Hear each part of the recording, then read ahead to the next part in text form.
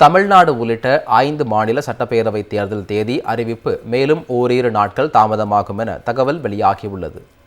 தமிழ்நாடு, கேரளா, மேற்கு வங்கம், அசாம் மற்றும் புதுச்சேரி ஆகிய 5 மாநிலங்களின் பதவிக்காலம் வரும் மே மற்றும் ஜூன் மாதங்களுடன் முடிவடைவதால் புதிய தேர்தலை நடத்துவதற்கான ஆயத்த பணிகளில் தலைமை தேர்தல் ஆணையம் ஈடுபட்டு வந்தது.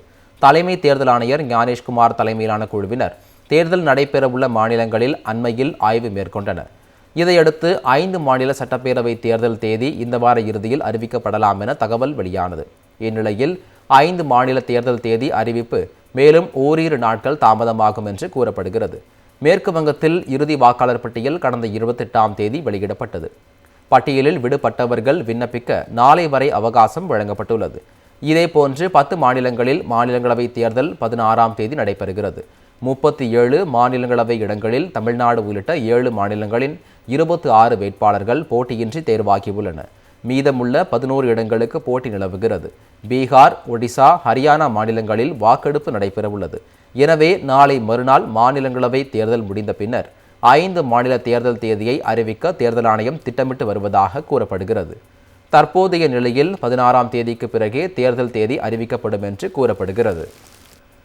தமிழ்நாடு உள்ளிட்ட 5 மாநில சட்டப்பேரவை தேர்தல் தேதி அறிவிப்பு மேலும் ஓரிரு நாட்கள் தாமதமாகும் என தகவல் வெளியாகியுள்ளது. தமிழ்நாடு, கேரளா, மேற்கு வங்கம், அசாம் மற்றும் புதுச்சேரி ஆகிய 5 மாநிலங்களின் பதவிக்காலம் வரும் மே மற்றும் ஜூன் மாதங்களுடன் முடிவடைவதால் புதிய தேர்தலை நடத்துவதற்கான ஆயத்த பணிகளில் தலைமை தேர்தல் ஆணையம் ஈடுபட்டு வந்தது. தலைமை தேர்தல் ஆணையர் ஞானேஷ்குமார் தலைமையிலான குழுவினர் தேர்தல் நடைபெறவுள்ள மாநிலங்களில் அண்மையில் ஆய்வு மேற்கொண்டனர். இதையடுத்து 5 மாநில சட்டப்பேரவை தேர்தல் தேதி இந்த வார இறுதியில் அறிவிக்கப்படலாம் என தகவல் வெளியானது. இந்நிலையில் 5 மாநில தேர்தல் தேதி அறிவிப்பு மேலும் ஓரிரு நாட்கள் தாமதமாகும் என்று கூறப்படுகிறது. மேற்கு வங்கத்தில் இறுதி வாக்காளர் பட்டியல் கடந்த 28ஆம் தேதி வெளியிடப்பட்டது. பட்டியலில் விடுபட்டவர்கள் விண்ணப்பிக்க நாளை வரை அவகாசம் வழங்கப்பட்டுள்ளது. இதேபோன்று 10 மாநிலங்களில் மாநிலங்களவை தேர்தல் 16ஆம் தேதி நடைபெறுகிறது. 37 மாநிலங்களவை இடங்களில் தமிழ்நாடு உள்ளிட்ட 7 மாநிலங்களின் 26 வேட்பாளர்கள் போட்டியின்றி தேர்வாகியுள்ளனர். மீதமுள்ள 11 இடங்களுக்கு போட்டி நிலவுகிறது. பீகார், ஒடிசா, ஹரியானா மாநிலங்களில் வாக்கெடுப்பு நடைபெறவுள்ளது.